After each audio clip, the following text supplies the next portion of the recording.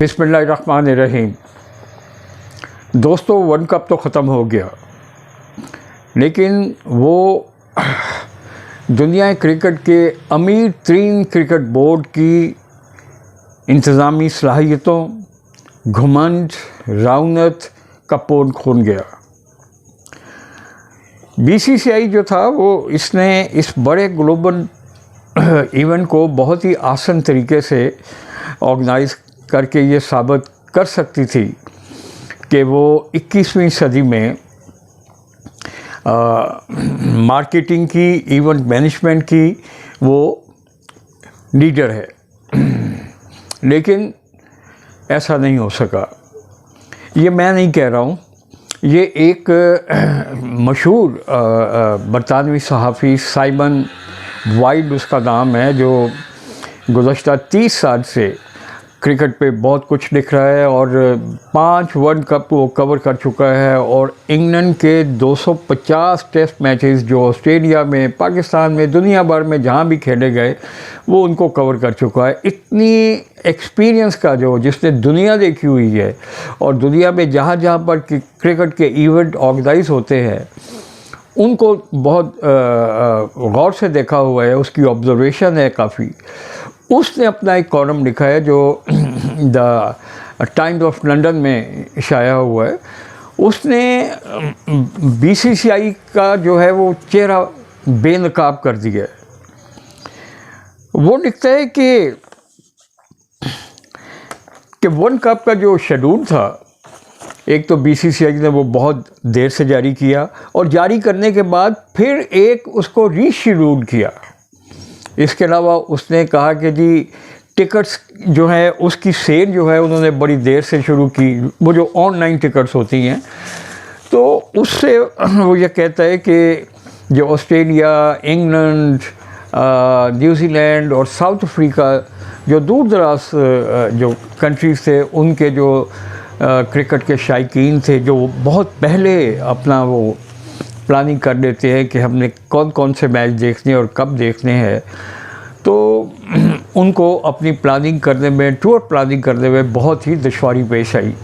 और ये बिल्कुल वो बड़े ऑर्गेनाइज लोग हैं, वो हमारी तरह नहीं है कि अचानक प्रोग्राम बन जाता है, वो पहले से प्लान करके उसके मुताबिक आते हैं।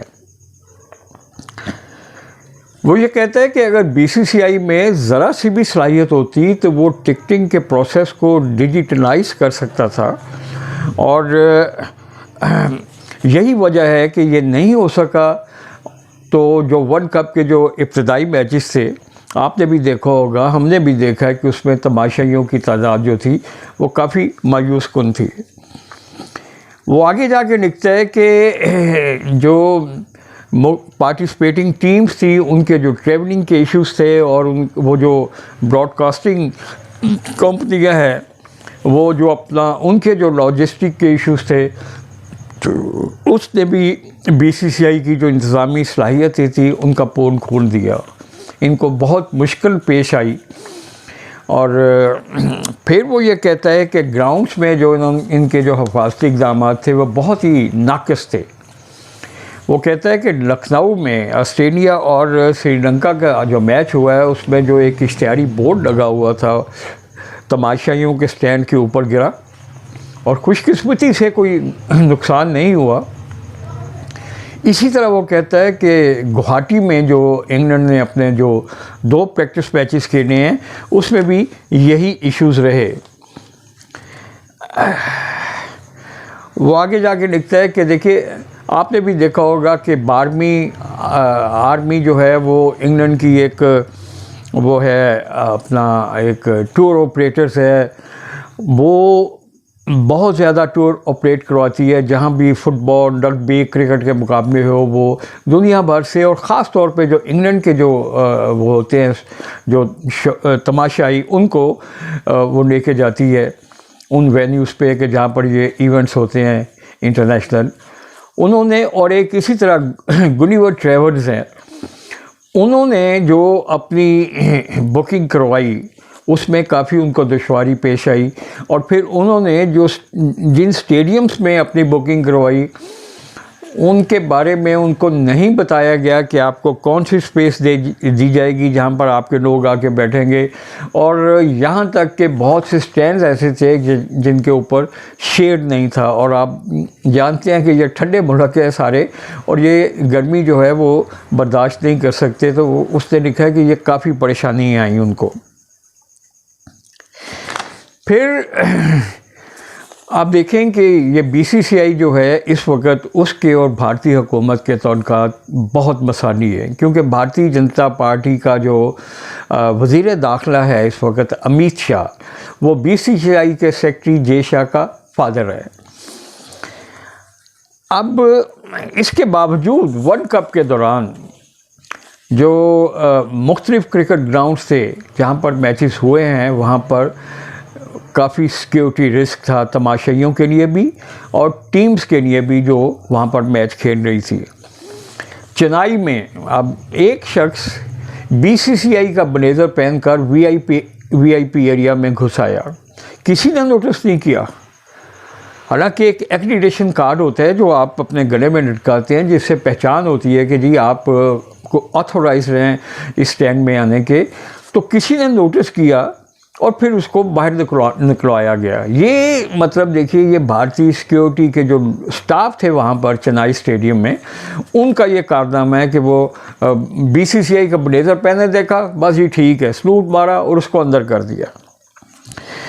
फिर आपने देखा है कि पाकिस्तान और इंडिया का जो मैच हुआ है अहमदाबाद में, उससे 2 रोज़ पहले एक हिस्ट्री शीटर को इन्होंने गिरफ़्तार किया भारतीय पुलिस ने, और बाकायदा भारतीय जो अहमदाबाद पुलिस का जो चीफ था उसने एक प्रेस कॉन्फ्रेंस करके बाकायदा इसका अनाउंस किया कि जी हमने एक हिस्ट्री शीटर को पकड़ा है जिसने ये धमकी दी है कि वो 14 अक्टूबर को पाकिस्तान इंडिया के मैच के दौरान अहमदाबाद स्टेडियम में बम धमाका करेगा। अब उसके बाद क्या हुआ, उसको गिरफ़्तार ऑब्वियसली किया होगा अगर ये खबर सच्ची थी, लेकिन उसके बाद कोई हमने मीडिया में उसका फॉलो अप नहीं दिखा। भारतीय मीडिया पर तो जैसे एक सकूत तारी हो गया। हालांकि इतना बड़ा वाक़या जो है, अगर खुदा न खास्ता पाकिस्तान में हुआ होता कि हम किसी को गिरफ़्तार करते तो दुनिया ने तूफ़ान उठा लेना था सर पे, और हमारी सिक्योरिटी पर तो वैसे ही बड़े कंसर्न ये शो करते हैं, तो ये हमारे लिए बड़ी खिफ़त का बायस बनता। लेकिन मैं समझता हूँ, मेरा ज़ाती ख्याल है कि ये इन्होंने भारतीय हुकूमत की एक चार्ज थी, बीसीसीआई की एक चार्ज थी कि पाकिस्तान ने जो 2 रोज़ बाद अहमदाबाद में मैच खेलना है, इनको नफसियाती तौर पर, ज़हनी तौर पर खौफज़दा किया जाए और इनको दबाव में लाया जाए। और ये एक टैक्टिस हो सकता है मेरे ख्याल में।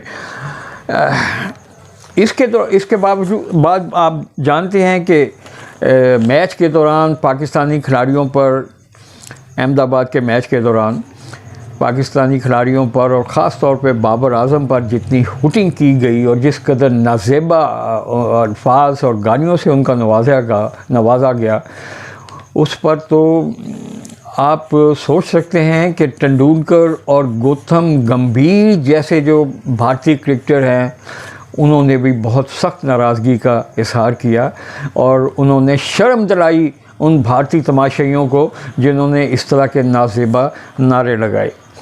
ये जो मिकी आर्थर हमारे, उन्होंने तो मैच के बाद ख़ास तौर पर ये स्टेटमेंट दी कि ये आईसीसी का इवेंट नहीं है, ये तो बीसीसीआई का इवेंट है, और बीसीसीआई जो है वो अपनी मनमानी कर रहा है और अपनी हरदर्मी कर रहा है और अपनी दौलत की ताकत जो है वो दिखा रहा है। और आईसीसी जो है इनडायरेक्टली उसने ये कहा कि आईसीसी जो है वो खामोश तमाशी बनी हुई है, और हमने भी देखा कि आईसीसी पूरे टूर्नामेंट में महज एक खामोश तमाशा ही बनी रही।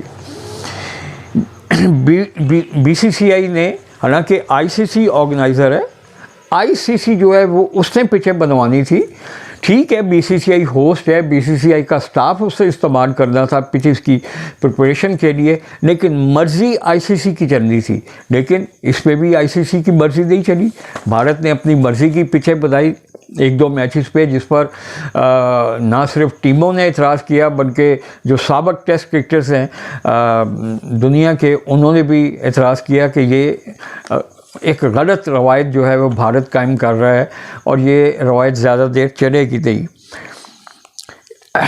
फिर आप देखें कि राणा तुंगा जो 1996 में श्रीलंकन टीम को वर्ल्ड कप जितवाने वाला कप्तान था, उसने तो खुल्लम खुल्ला बराह रास्त जेशा पर इल्ज़ाम लगाया कि वो अपना बाप जो उसका वज़ीर दाखिला है भारतीय जनता पार्टी का, उसके ज़रिए श्रीलंकन क्रिकेट बोर्ड में सियासी मुदाखलत कर रहा है। सरेआम उसने इल्ज़ाम लगाया। तो ये बड़ी शर्म की बात है कि अब भारत जो है वो अपनी दौलत के बलबूते पे हर वो काम करने में तुला हुआ है जिसका ना कोई इखलाकी जवाब बनता है और ना कोई कानूनी जवाब बनता है।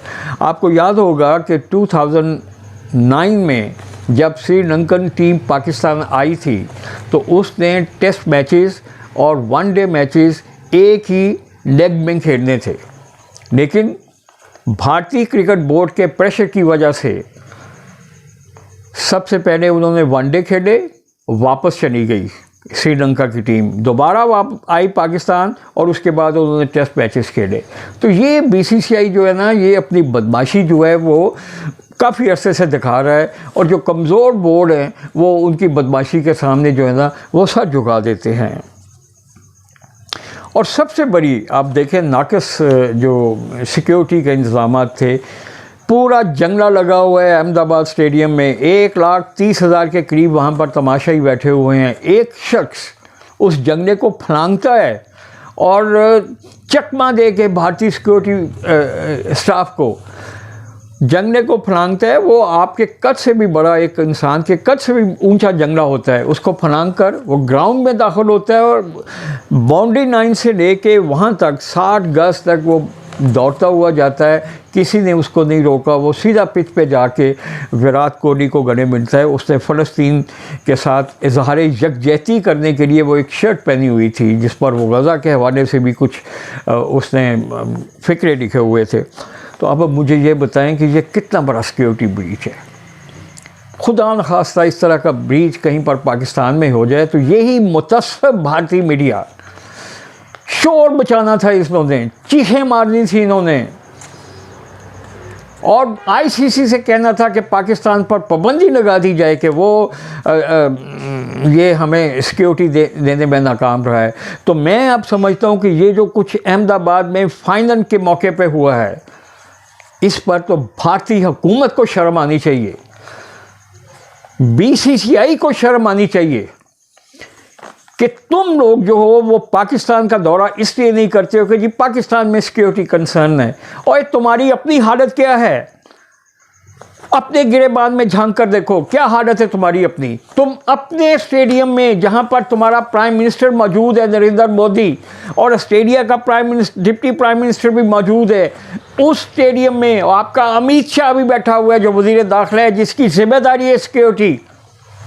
आप उस स्टेडियम में इतनी बड़ी बड़ी सियासी शख्सियात की मौजूदगी के बावजूद सिक्योरिटी का मुकम्मल इंतज़ाम नहीं कर सके। आपको शर्म आनी चाहिए, डूब मरे आप, बीसीसीआई आप भी, और ये जो भारतीय जनता पार्टी की गवर्नमेंट है वो भी डूब मरे। शर्म आनी चाहिए आपको, ये आपके सिक्योरिटी के कंसर्न है। और तुम लोग जो है वो पाकिस्तान इसलिए नहीं आते कि पाकिस्तान में सिक्योरिटी के कंसर्न है हमें। को खुदा का खौफ करो, खुदा का खौफ करो। ये दौलत जो है, दौलत का घमंड, ये दौलत का जो नशा है तुमको डुबोएगा एक दिन। देखिए तुम्हारे चेहरे पर कालक मर दी है ये तुम्हारी जो नाक़िस सिक्योरिटी हुई है फाइनल के मौके पे। तो कुछ खुदा का खौफ करो, खुदा का ना सही अपने भगवान का ही को खौफ कर लो जिनको तुम मानते हो। ये बहुत ये सारी बातें जो है वो साबित कर रही हैं कि और फिर आप देखें, ये मैंने नहीं, दुनिया भर ने देख लिया, दुनिया भर के सामने आपका सिक्योरिटी प्लान जो था वो इंतजाम, उसका पोल खुल गया कि ये भारत इतना बड़ा मुल्क, इतनी बड़ी जमहूरियत, तकरीबन 1.5 अरब की आबादी, और सिक्योरिटी के ये इंतजाम पूरी दुनिया ने टेलीविज़न की स्क्रीन पर देखा। आपके टेलीविज़न अपना आपके सिक्योरिटी के इंतजाम, आपको शर्म आनी चाहिए। अपने गिरेबान में झांक कर देखें। आप 2000 आपने पाकिस्तानी शायकीन को वीज़ा नहीं दिया, उस पर भी आपको शर्म आनी चाहिए, आपको माजरत करनी चाहिए पाकिस्तानी शायकीन के साथ। हालांकि होस्टिंग राइट जो था बीसीसीआई, आईसीसी ने बीसीसीआई के साथ किया था, उसमें ये तय था कि जो पार्टिसिपेटिंग टीम्स हैं और उनके जो शायकीन हैं उनको वीज़ा जारी करेंगे। आप नहीं जारी कर सके, आपने हरदर्मी का मुजाहरा किया, बेशर्मी का मुजाहरा किया। आपको पूछेगा, वक्त आएगा, वक्त आपको पूछेगा और आपको इंशाल्लाह हर जगह पर इसी तरह खिफ़त उठानी पड़ेगी। दौलत का नशा बहुत देर तक नहीं रहता है। बीसीसीआई और भारतीय हुकूमत, यह नशा बहुत जल्द उतरेगा आपका। आप 2036 में आप ओलंपिक्स अपने यहाँ करवाने के ख्वाहिशमंद हैं और मेरा ख्याल है कि OIC जो इंटरनेशनल ओलंपिक कमेटी है वो अब ज़रा सोचेगी इस बारे में कि जो एक छोटा सा इवेंट नहीं करवा सकी जिसमें सिर्फ 10 टीमें वो शामिल थी, जब पूरी दुनिया से कोई तकरीबन 150 के करीब मुल्क आएंगे ओलंपिक्स में खेलने के लिए और बहुत ज़्यादा उसमें स्पोर्ट्स को compete किया जाएगा, तो उस पर ये किस तरह की सिक्योरिटी करेगा? ये तो एक छोटे से इवेंट की सिक्योरिटी नहीं कर सका। तो नाज़रीन, मैंने आपको यही बताना था। काइंडली आप मेरे चैनल को सब्सक्राइब करें। मैं इंशाल्लाह आपको मज़ीद आपसे कुछ बातें करूँगा अपने अगले व्लॉग्स में। बहुत से इश्यूज़ हैं क्रिकेट में भी और भी बहुत से इश्यूज़ हैं जिन पर बात हो सकती है। आपका बहुत शुक्रिया।